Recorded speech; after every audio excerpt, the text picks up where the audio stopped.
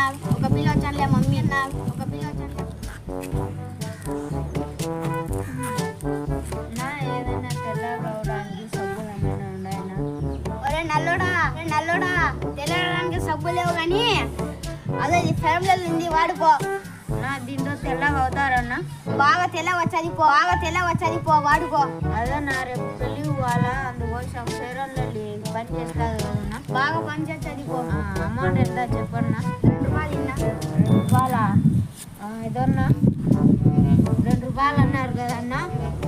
ఒంటికి రుద్దుకోవడానికి ఏమైనా అది సంతూర్ సోప్ అంటారా ఏందో ఉండదంటారు. అది సంతూర్ సబ్బు కాదురా, ఏదో గోకలికి పోసుకుంటాది పూసుకోపో.